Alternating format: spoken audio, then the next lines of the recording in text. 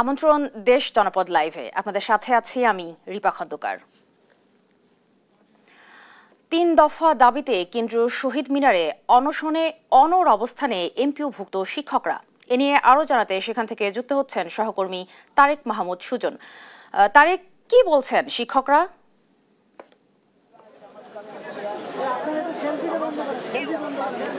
মাহফুজা, যেমনটি জানেন ৩ দফা দাবিতে গতকাল সোয়া ২টা থেকে কিন্তু শিক্ষকদের বড় একটি অংশ কিন্তু আমরণ অনশনে বসেছেন। একই সঙ্গে আজকে ৭ম দিনের মতো শিক্ষকরা তাদের এই মূল বেতনের ২০% বাড়ি ভাড়া এবং ১৫০০ টাকা মেডিকেল ভাতা এবং যে কর্মচারীদের ৭৫% উৎসব ভাতার দাবিতে টানা ৭ম দিনের মতো কেন্দ্রীয় শহীদ মিনারে তারা তাদের অবস্থান কর্মসূচি পালন করছেন। একই সঙ্গে সোমবার থেকে কিন্তু তাদের কর্মবিরতি চলছে। এইখানে এই জায়গাটিতে আজ শিক্ষকরা বেলা 12টার দিকে কিন্তু তাদের কালো পতাকা মিছিল রয়েছে এবং তারা যেমনটি বলছেন তাদের যে ৩ দফা দাবি, সেই যৌক্তিক দাবি আদায় না করে তারা তাদের এই কর্মসূচি তারা ছাড়বেন না, তাদের কর্মসূচি তারা চালিয়ে যাবেন।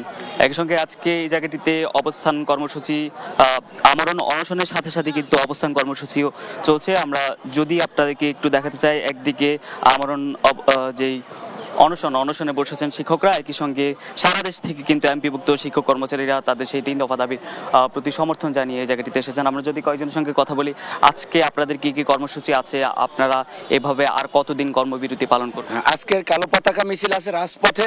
আমরা যতদিন না পর্যন্ত আমাদের দাবি আদায় হবে ততদিন পর্যন্ত আমরা রাজপথে থাকব। কারণ আমরা পরীক্ষিত শিক্ষক, আমরা ৪০ দিন পর্যন্ত পরীক্ষা দিয়ে আসছি। ওটা ছিল প্রথম সাময়িক, এটা হয়তো দ্বিতীয় সাময়িক এবং ফাইনাল হইল আমাদের জাতীয়করণ। আমরা এখন দ্বিতীয় সাময়িক পরীক্ষা দিচ্ছি। আমরা অবশ্যই এই দ্বিতীয় সাময়িক পরীক্ষায় উত্তীর্ণ হতে চাই। আমাদের রোদ বৃষ্টি ঝড় যত কিছু আসুক, কোনো বাধা আমাদের উপেক্ষা করতে পারবে না। সরকারের পক্ষে যতই দালালি করুক অধ্যক্ষ সেলিম ভূঁইয়া, আর তার দালালি আমাদের রাজপথ থেকে সরাইতে পারবে না। দালালি না রাজপথ, আপোষ না সংগ্রাম। কত পার্সেন্ট? 20%। আমি মোহাম্মদ আল আমিন খান, নবীনগর ব্রাহ্মণবাড়িয়া জেলার নবীনগর উপজেলার লাউর ফতেপুর রমানাথ তলাপাত্র বালিকা উচ্চ বিদ্যালয়ের প্রধান শিক্ষক। আমরা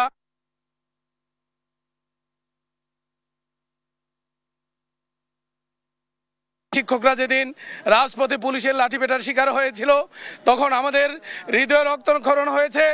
আমরা উপজেলার সকল স্কুল সিদ্ধান্ত নিয়ে আমরা কর্মবিরতিতে গিয়েছি এবং উপজেলা নির্বাহী অফিসারের কাছে আমরা স্মারকলিপি দিয়ে জানিয়েছি আমরা আমাদের ন্যায্য দাবি দেওয়ার জন্য আমরা কর্মবিরতিতে আছি। আজকে বর্তমান সরকারের নীতি নির্ধারক, বিশেষ করে আমাদের শিক্ষা উপদেষ্টা মহোদয়ের নিকট বিনীতভাবে বলতে চাই সাংবাদিকদের মাধ্যমে, শিক্ষা উপদেষ্টা মহোদয়, আজকে জাতির এই ক্রান্তি লগ্নে এই সময় যদি সঠিক সিদ্ধান্ত নিতে না পারে, যদি ভুল সিদ্ধান্তের কারণে জাতির দুর্গতি আসে, শিক্ষা ব্যবস্থার যদি ক্ষতি হয়, এই শিক্ষা উপদেষ্টা মহোদয়কে এটার জন্য ভবিষ্যৎ প্রজন্মের কাছে জবাবদিহিতার কাঠগড়ায় দাঁড়াতে হবে। আমরা আশা করি এখনো সময় আছে। আমাদের মাননীয় প্রধান উপদেষ্টা, আমাদের মাননীয় শিক্ষা উপদেষ্টা, আমাদের মধ্যে যাদের ভুল তথ্যের কারণে আপনারা ভুল পথে পরিচালিত হচ্ছেন, আশা করব এইরকম লেজুর ভিত্তিক চামচাদের বাদ দিয়ে, ভুল তথ্যকে বাদ দিয়ে শিক্ষকদের প্রাণের দাবি মানে নেবেন। এরপরে কি আপনাদের সেই দাবি পূরণ হবে কিনা কি আশা করেন? আমরা মনে করি আমাদের এই যে শিক্ষক কর্মচারীদের যে দাবিটা যৌক্তিক দাবি, ইনশাআল্লাহ অবশ্যই পূরণ করতে হবে। পূরণ না হওয়া পর্যন্ত আমরা এই শহীদ মিনার থেকে এক চুলো আমরা ছাড় দিব না। যতক্ষণ আমরা দেখা যাচ্ছে আমরা দূর দূরান্ত থেকে বাংলাদেশের আনাচে কানাচে থেকে, যেমন আমি রাঙ্গামাটি জেলা থেকে, পার্বত্য জেলা থেকে এসেছি, বিভিন্ন শিক্ষক মহোদয় বিভিন্ন দূর দূরান্ত থেকে এসেছে এখানে তাদের ন্যায্য দাবি আদায়ের লক্ষ্যে।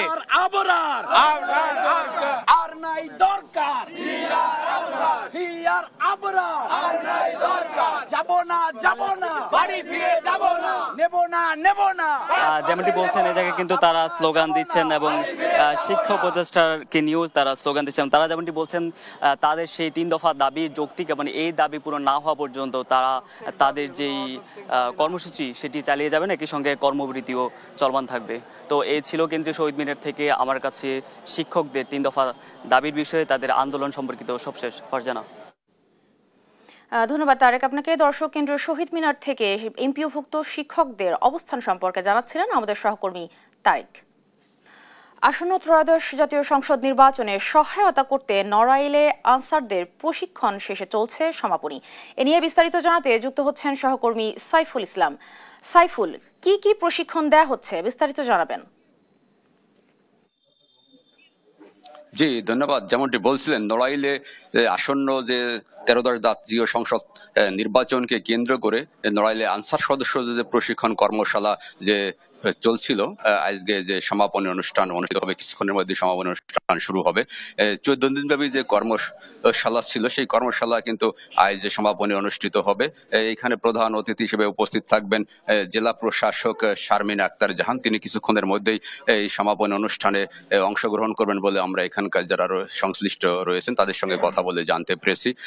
জেলার যে কর্মকর্তা রয়েছেন এবং অন্যান্য সংশ্লিষ্ট যারা, তারা কিন্তু ইতিমধ্যেই যে সমাপনী অনুষ্ঠান রয়েছে সেই অনুষ্ঠান স্থলে কিন্তু উপস্থিত হয়েছেন। আমরা এখানে যে 14 দিন ব্যাপী যে প্রশিক্ষণ কর্মশালা রয়েছে, সেই কর্মশালায় 76 জন যে আনসার সদস্য তাদেরকে প্রশিক্ষণ দেওয়া হয়েছে। এই প্রশিক্ষণের মূল উদ্দেশ্য আমরা যেটা জানতে পেরেছি, যে এই কর্মসূচির মাধ্যমে যে আসন্ন যে জাতীয় সংসদ নির্বাচন অনুষ্ঠিত হবে, সেখানে তাদেরকে দায়িত্ব পালন করার জন্য তাদেরকে এই প্রশিক্ষণের আয়োজন করা হয়েছে বলে আমাদের সংশ্লিষ্টরা জানিয়েছেন। তো এখানে যারা দায়িত্বপ্রাপ্ত রয়েছেন, যে আমাদের নড়াইল জেলা আনসার যে কর্মকর্তা রয়েছেন নুরুল আফসার, আমরা তার কাছ থেকে আসলে আজকের এই প্রশিক্ষণ কর্মশালার যে উদ্দেশ্য সম্পর্কে আমরা একটু জানার চেষ্টা করছি। একটু জানাবেন যে কেন বা কি জন্য আজকের এই তাদের যে প্রশিক্ষণ দেওয়া, সে বিষয়টি। ধন্যবাদ আপনাকে। আমরা জানি আমাদের প্রধান উপদেষ্টা মহোদয় আমাদের আগামী ফেব্রুয়ারি মাসে আমাদের জাতীয় সংসদ নির্বাচন অনুষ্ঠিত হতে যাচ্ছে।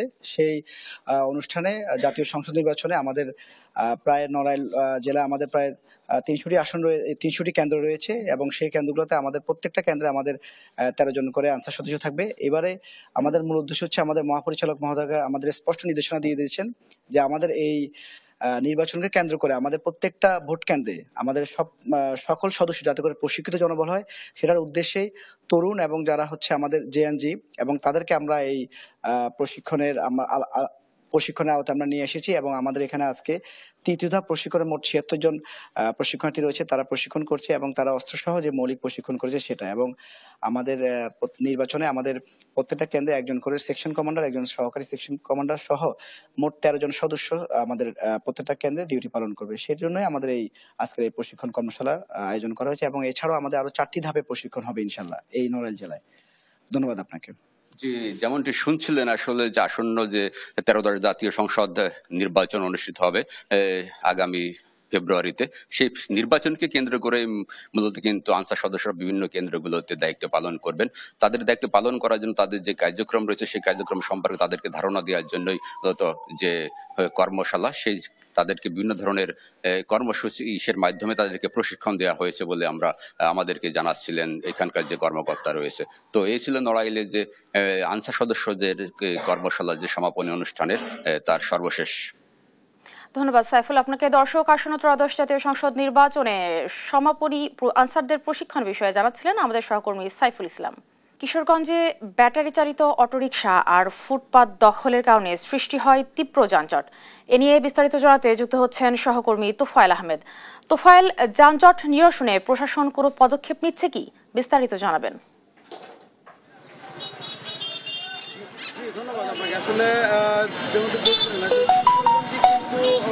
যানজটের যে সমস্যা তীব্র আকার কিন্তু ধারণ করেছে। আমরা আসলে যেটি দেখতে পেরেছি, সকাল থেকে কিন্তু মধ্যরাত পর্যন্ত যে যানজট সেটি কিন্তু তীব্র আকার ধারণ করেছে। আমরা এখন যে জায়গাটিতে দাঁড়িয়ে আছি, কিশোরগঞ্জের যে বেশ 4 থেকে 5টি উপজেলার যে প্রবেশদ্বার, কিশোরগঞ্জের যে পুরান থানা মোড়, এখানে কিন্তু প্রতিনিয়ত কিন্তু কিশোরগঞ্জের যে হাওড় অঞ্চল সহ বিভিন্ন উপজেলার কয়েক হাজার মানুষ কিন্তু এই দিক দিয়ে চলাচল করে। আমরা আসলে এই আজকে সকালে বেশ কয়েকজন জেলাবাসীর সাথে আসলে কথা বলেছিলাম। তারা আসলে যেমনটি বলছেন এই মূল সড়কের জ্যাম কিন্তু মূল সড়ক ছাড়িয়ে শহরের বিভিন্ন অলিতে গলিতে গিয়ে কিন্তু পৌঁছে গিয়েছে। এতে করে কিন্তু প্রতিদিন স্কুল কলেজগামী শিক্ষার্থী সহ অ্যাম্বুলেন্স রোগীদের ভোগান্তি কিন্তু চরম আকার ধারণ করেছে। আর এই যানজটের কারণ হিসেবে আসলে যেটি আমরা এখানকার যে স্থানীয় বাসিন্দাদের সাথে কথা বলে যেটি জানতে পেরেছি যে অনিয়ন্ত্রিত যান চলাচল, ব্যাটারি চালিত অটোরিকশা, মিশুক অতিরিক্ত সংখ্যায় আসলে মাত্র অতিরিক্ত কারণে বেড়ে যায় কিন্তু এখানকার যে বাস চলাচল এবং যে যানজটের সমস্যাটি সেটি কিন্তু প্রকট আকার ধারণ করেছে। এছাড়া যদি বলি যে ফুটপাত দখল যে বিষয়টি রয়েছে, রাস্তার সাথে যে পথচারী চলাচলের যে ফুটপাতগুলো সেগুলো কিন্তু বিভিন্ন কারণে কিন্তু দখল হয়ে যাওয়ায় যানজটের সেটি কিন্তু আসলে তৈরি করছে। এছাড়া অবৈধ পার্কিং এবং বেসরকারি ক্লিনিকগুলোর সামনে আসলে নিজেদের তাদের কোনো নিজস্ব পার্কিং ব্যবস্থা না থাকায় কিন্তু যানজটের যে কারণ সেটিও কিন্তু একটা কারণ হিসেবে আমরা আসলে দেখতে পেরেছি। এছাড়া আমরা আসলে কথা বলেছিলাম যে জেলা প্রশাসন সহ পৌর প্রশাসন আসলে এদের মধ্যে কিন্তু একটা সমন্বয়হীনতারও কিন্তু একটা বিষয় কিন্তু আমরা লক্ষ্য করেছি। আর অব্যবস্থাপনার কথা যদি বলি যে ট্রাফিক ব্যবস্থায় কিন্তু একটা ট্রাফিক যে এখানকার যে জেলার যে ট্রাফিক পুলিশ রয়েছে তারাও কিন্তু এখানকার যেই যানজট নিরসনে কিন্তু তারাও কিন্তু হিমশিম কিন্তু খাচ্ছেন। আমরা আরেকটা তথ্য যদি জেনে রাখি 2022 সালের জনশুমারি অনুযায়ী কিন্তু কিশোরগঞ্জের মোট 32,67,630 জন জনসংখ্যা কিন্তু এখনো পর্যন্ত রয়েছে। আর এই জনসংখ্যার একটি বড় অংশ কিন্তু প্রতিদিন কিন্তু বিভিন্ন কারণে এখানকার যে জেলা শহরে কিন্তু আসেন। এবং আমরা আসলে যেটি বলছিলাম যে প্রশাসনের যে উদাসীনতা সেটিকে কিন্তু একটি কারণ বলে মনে করছেন। তো আসলে জেলাবাসী যেটি মনে করছেন যে প্রশাসন যদি সঠিক নজরদারিতে এনে এই যে যানজটের যে সমস্যাটি দ্রুত নিরসনে কার্যকর ভূমিকা রাখবে বলে আসলে এইখানকার জেলাবাসী মনে করেন। তো এই ছিল মূলত কিশোরগঞ্জের যানজটের সর্বশেষ পরিস্থিতি। ধন্যবাদ তোফায়েল আপনাকে। দর্শক, কিশোরগঞ্জে ব্যাটারি চালিত অটোরিকশা আর ফুটপাত দখলে সৃষ্ট যানজটের বিষয়ে জানাচ্ছিলেন আমাদের সহকর্মী তোফায়েল আহমেদ। সুনামগঞ্জে নদীর পার কেটে অবৈধ বালু উত্তোলন করছে কিছু অসাধু ব্যবসায়ী। এ নিয়ে বিস্তারিত জানাতে যুক্ত হচ্ছেন সহকর্মী শাহবাজ উদ্দিন মান্না। এতে প্রশাসন কি ধরনের পদক্ষেপ নিচ্ছে জানাবেন।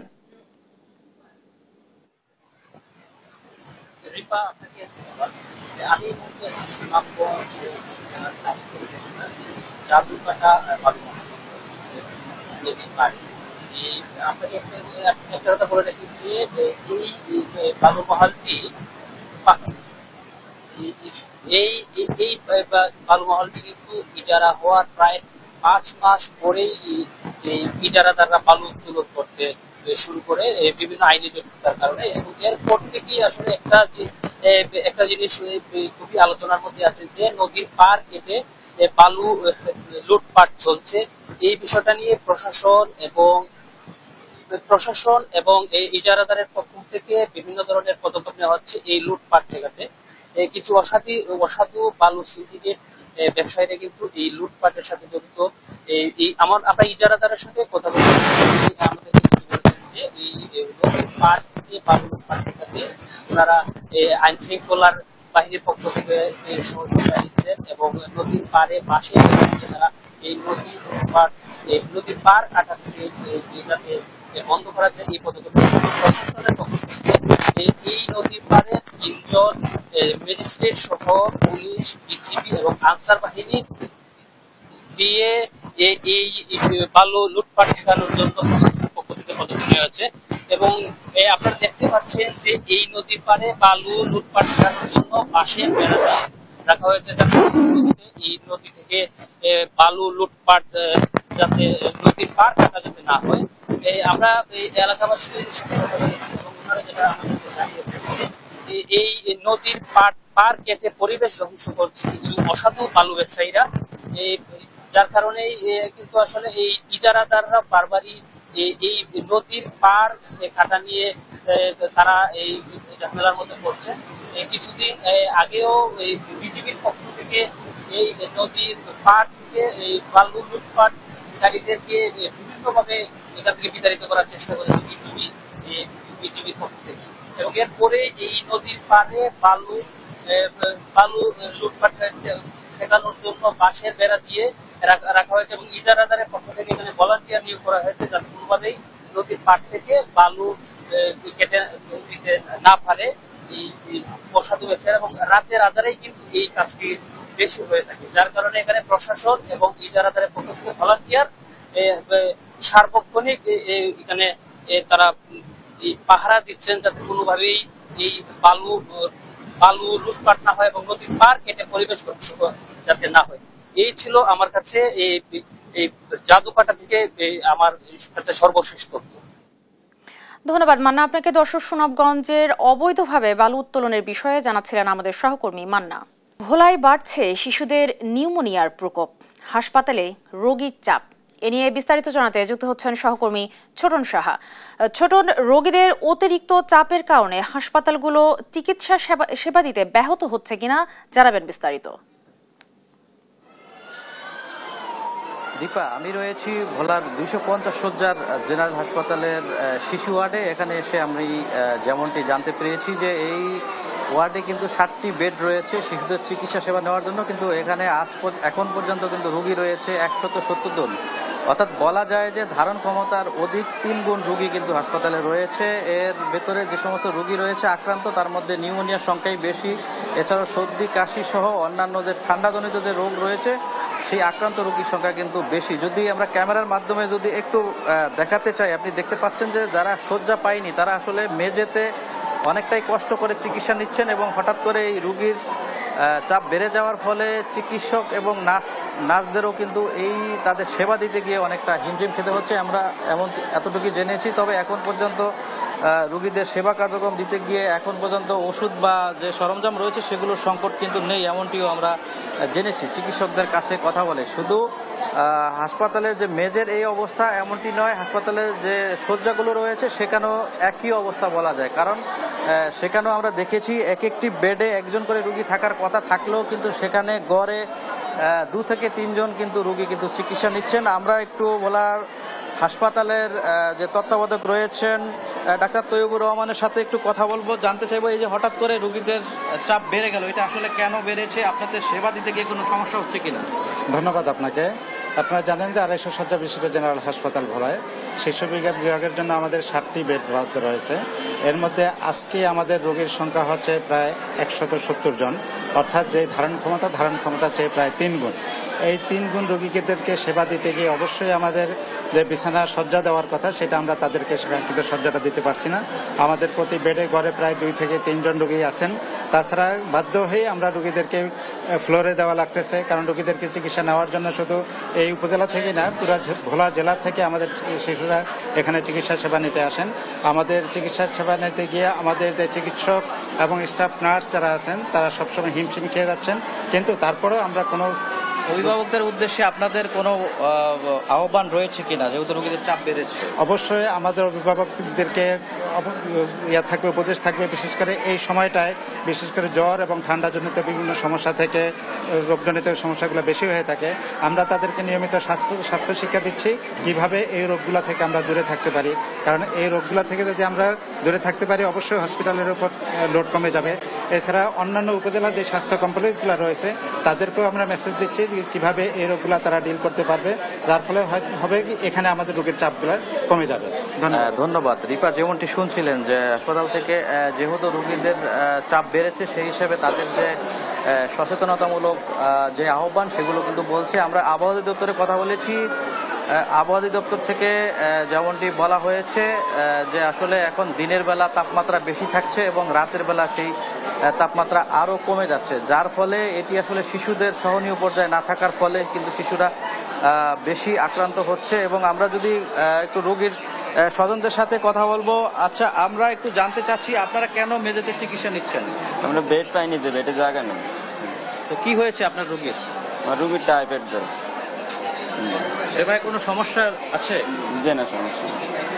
শুনছিলেন যে আসলে জ্বরে আক্রান্ত রোগীর স্বজনদের সাথে আমরা কথা বলেছি এবং তারা শয্যা না পাওয়ার ফলে তাদের এই অবস্থা সৃষ্টি হয়েছে। আমরা যদি ক্যামেরার মাধ্যমে একটু ভেতরের চিত্র, যদি ওয়ার্ডের ভেতরের চিত্র যদি দেখাতে চাই তাহলে দেখতে পাবেন যে আমরা যেমনটি জানাচ্ছিলাম যে হাসপাতালের শয্যা সংকটের ফলে মেঝেতে চিকিৎসা নিচ্ছেন রোগীরা, এবং একই সাথে যেখানে শয্যা রয়েছে, একজন রোগীর স্থলে কিন্তু সেখানেও কিন্তু আমরা দেখতে পাচ্ছি 2 থেকে 3টি করে শিশু চিকিৎসা নিচ্ছেন। এই গরমের মধ্যে তাদের সেবা নিতে গিয়ে কিন্তু তাদেরও অনেকটা হিমশিম খেতে হচ্ছে এবং সব মিলিয়ে বলা যায় হাসপাতাল কর্তৃপক্ষ যদিও চেষ্টা করছেন যে আসলে শয্যা বাড়ানোর ব্যাপারটি এবং একই সাথে তাদের যে সেবা কার্যক্রম দেওয়ার বিষয়টিও তারা কিন্তু আমাদেরকে বলছিলেন এবং যে বলার 250 শয্যার হাসপাতালের যে এই চিত্র এমনটি নয়, আমরা অন্যান্য উপজেলা স্বাস্থ্য কমপ্লেক্সগুলোতেও কিন্তু খবর নিয়েছি এবং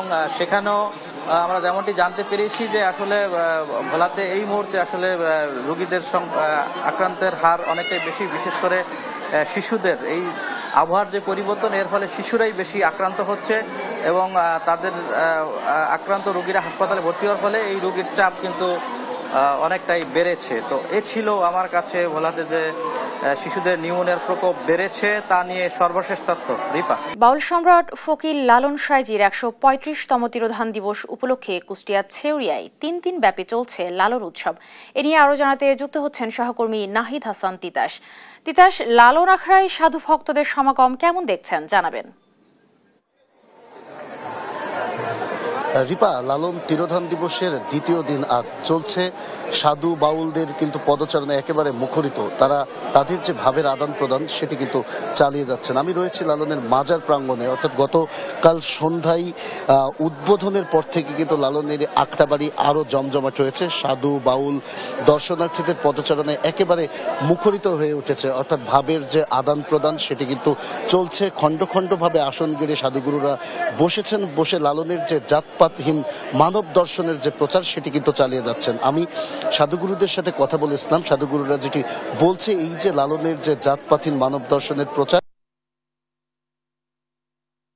যে পৃথিবীতে হিংসা বিদ্বেষ হানাহানির মতো যে ঘটনাগুলো রয়েছে সেগুলো কিন্তু দূর হবে, তাই তারা আসন গেড়ে বসেছেন এবং সেগুলো প্রচারের চেষ্টা করে যাচ্ছেন। আমার সাথে একজন লালনের ভক্ত রয়েছে, দর্শনার্থী রয়েছে, আমি তার সাথে একটু কথা বলতে চাই। আসলে এই যে লালনের 3 দিনের যে তিরোধান দিবসের উৎসব হচ্ছে, এইসব কেমন লাগছে এবং লালনের কাছে এসে কি পেলেন আপনারা? আলহামদুলিল্লাহ, দেশবাসীকে ধন্যবাদ। 135তম লালন শাহের তীর্থধাম 17, 18, 19 পালিত হচ্ছে, আজকে দ্বিতীয় দিন। সবকিছু ভালো আছে, অন্যান্য বছরের তুলনায় এবছর অনেক বেশি মানুষের সমাগম। সবাই স্বাচ্ছন্দ্য বোধ করে লালন শাহে আসতেছে, তাকে দর্শন করতেছে। মোটামুটি সব দিক দিয়ে ভালো আছে। আমিও উল্লসিত এবং আনন্দিত। আর দেশ টিভিকে ধন্যবাদ যে আমার এই একজনের সাথে একটু কথা বলতে চাই। আমরা তো লালনের বাণী শুনি, আসলে লালনের বাণীর প্রচারগুলোর মাধ্যমে মানুষ কি পায় এবং বাণী কি একটু আমাদের শোনাতে পারবেন কিনা? আপনি তো একজন শিল্পী। জি ইনশাআল্লাহ। লালনের বাণী, গুরু পদে না ডুবিলে, গুরু পদে না, গুরু পদে ডুবে থাকরে আমার মন। যেমনটি শুনছিলেন, আসলে এই যে গুরুকে যদি না ধরা যায় তাহলে কিন্তু পৃথিবীর যে শান্তিময় এবং গুরু শিষ্যের যে ভাবের আদান প্রদান সেটি কিন্তু পাওয়া যায় না। তাই গুরুকে ধরতেই কিন্তু সাধু বাউলরা এখানে এসেছেন এবং সঙ্গ করছেন। আর গতকাল সন্ধ্যায় সাধুদের যে মূল যে আনুষ্ঠানিকতা, সেই অধিবাস দিয়ে কিন্তু মূল আনুষ্ঠানিকতা শুরু হয়েছে। সকালে বাল্য সেবা হয়েছে এবং দুপুরে পুণ্য সেবার মধ্য দিয়েই কিন্তু লালনের এই 3 দিনের উৎসবের যে সাধু সঙ্গ সেটি শেষ হবে। আমার সাথে আরেকজন দর্শক রয়েছে, আমি তার সাথে একটু কথা বলতে চাই। আসলে এখানে এসেছেন, কেমন লাগছে আসতে পেরে? জি, অনেক ভালো লাগছে। আসলে এখানে আমার প্রথম আসা, আমি অত্যন্ত আবেগ আপ্লুত হয়েছি এবং বিস্মিত হয়েছি। আমি বলতে চাই, ধর্ম জাত সকল কিছুর প্রথা ভেঙে, দেয়াল ভেঙে লালন সাইজি প্রমাণ করেছেন মানুষই সবচেয়ে বড় সত্য। মানুষের ভালোবাসার মধ্যেই সকল প্রেম, সকল ভালো শান্তি লুকায়িত থাকে। তো আমি খুব বিস্মিত হয়েছি এবং আমি দেশ টিভিকে আমার ব্যক্তিগত পক্ষ থেকে, আমি এসেছি সিরাজগঞ্জ ডিস্ট্রিক্ট থেকে।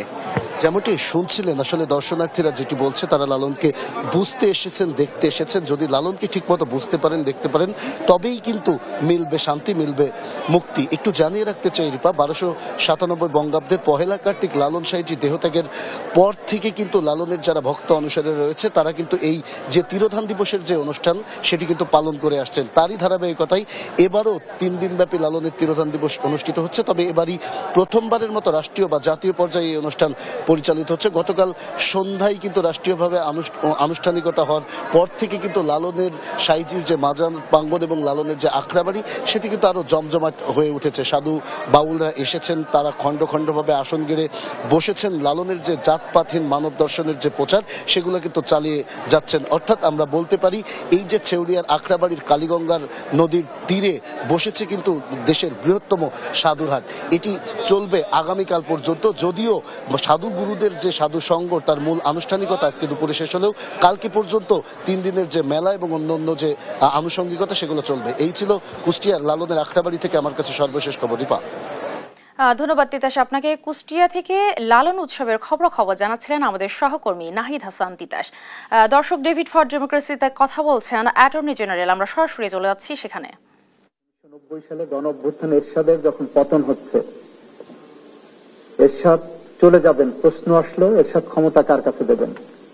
আমার সাংবিধানিক কাঠামোর মধ্যে থাকলো এরশাদ ক্ষমতা হস্তান্তর করবেন উপরাষ্ট্রপতির কাছে। উপরাষ্ট্রপতি তখন মওদুদ আহমেদ। 3 জোটের রূপরেখায় বলা হলো মওদুদ আহমেদের কাছে আমরা পদত্যাগপত্র গ্রহণ করব না, কারণ মওদুদ এরশাদের সহযোগী। তখন 3 জোট একমত হলেন, লিখিত কিন্তু সনদ লাগেনি। তাদের বিশ্বাস এবং আস্থা ছিল 3 জোট, প্রধান রাজনৈতিক 3 জোট একমত হয়ে বললেন আমরা প্রধান বিচারপতিকে অস্থায়ী রাষ্ট্রপতি হিসেবে দেখতে চাই। তখন প্রধান বিচারপতি একটা বাগড়া দিলেন, শাহাবুদ্দিন সাহেব।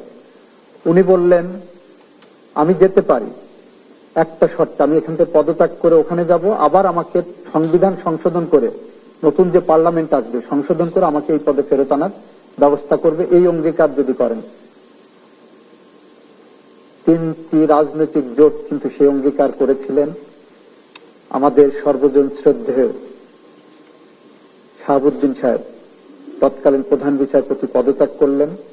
একজন পদত্যাগ করা মানে তার পদ শূন্য হয়ে যাওয়া। উনি পদত্যাগ করে উনি গেলেন, অস্থায়ী রাষ্ট্রপতি হলেন। তার কাছে এরশাদ ক্ষমতা হস্তান্তর করলে উনি নির্বাচন করলেন, একটি সংসদ গঠিত হলো। সেই সংসদ সংবিধানে একটি সংশোধনী আনলেন, সেই সংশোধনীর মধ্য দিয়ে প্রধান বিচারপতিকে আবার স্বপদে ফিরে যাওয়ার ব্যবস্থা করা হলো। সুতরাং জুলাই সনদে এরকম একটি রাজনৈতিক বন্দোবস্ত, অতীতের যে কোনো রাজনৈতিক বন্দোবস্তের থেকে জুলাই সনদের বন্দোবস্ত অনেক বেশি স্বচ্ছ, অনেক বেশি মার্জিত, অনেক বেশি বাংলাদেশকে এগিয়ে নেওয়ার জন্য গণতন্ত্রমুখী। আমরা যারা আজকে জুলাই সনদের আইনি রূপ নিয়ে চিন্তা করছি, আমাদের আইনের এই পিছনের ইতিহাসের দিকে তাকাতে হবে। একটা আইন বলা হয় যে একটা আইন তৈরি করা হয় 20 বছর সময়কে সামনে রেখে, আগামী 20 বছর কিভাবে এই আইনটা জনগণ গ্রহণ করবে। জনগণ যদি এই আইনটা গ্রহণ করে থাকে তাহলে একটু শতাব্দী পর্যন্ত চলে যাবে, তার উপরে চলে যাবে। জনগণ যদি গ্রহণ না করে তাহলে এটা আবার অ্যামেন্ড করার সুযোগ থাকবে। এই কারণেই কোরআন বা বাইবেল একটা দেশের সংবিধান হয় না। একটা দেশের সংবিধান হয় সেই দেশের জনগণ কি চাচ্ছে সেটার উপরে। একটা দেশের সংবিধান হয় মদিনা সনদের যেভাবে যুদ্ধরত, সংগ্রামরত, রক্তাক্ত গোষ্ঠীগুলো মদিনাকে অস্থিতিশীল করেছিল, তারা যখন টেবিলে এসে 8টা গোষ্ঠী একটি সনদ স্বাক্ষর করেন, সেটাই সে দেশের সংবিধান হয়ে দাঁড়ায়। কোন পরাজিত শক্তি, কোন মানবতা বিরোধী অপরাধে লিপ্ত শক্তি কখনো এ ধরনের রাজনৈতিক বন্দোবস্ত অংশগ্রহণ করতে পারে না। 71 সালে পরাজিত যারা ছিলেন তারা কিন্তু বাংলাদেশ সংবিধান রচনার ক্ষেত্রে ভূমিকা রাখতে পারেনি। 90 সালে যারা পরাজিত ছিলেন তারা কিন্তু বাংলাদেশে গণতন্ত্র উত্তরণের জন্য রাজনৈতিক জোটগুলোর যে রূপরেখা সেখানে অংশগ্রহণ করেননি। সুতরাং 24 জুলাইয়ের 36 জুলাই পর্যন্ত, আপনারা যারা ভালোবেসে নাম দিয়েছেন 36 জুলাই, যারা গণহত্যা চালিয়েছেন, যারা খুন করেছেন, যারা আহত করেছেন, পঙ্গু করেছেন, তাদের ন্যারেটিভ যেটা সেই ন্যারেটিভ গ্রহণ করে জুলাই সনদকে যদি আমরা বানচাল করতে চাই তাহলে বাংলাদেশ পিছিয়ে পড়বে। সুকান্তের মতো আমরা যে বাংলাদেশ চাই, যে আগামী প্রজন্মের জন্য শিশুর বাসযোগ্য করে গড়ে তুলে যাব, সেরকম বাংলাদেশ আমরা পাবো না। দর্শক, ডিবেট ফর ডেমোক্রেসিতে কথা বলছিলেন অ্যাটর্নি জেনারেল মোহাম্মদ আসাদুজ্জামান। আমরা সরাসরি যুক্ত ছিলাম সেখানে। এই ছিল এখনকার দেশ জনপদ লাইভ। পরে বুলেটিন দেখার আমন্ত্রণ রইল। ধন্যবাদ সবাইকে।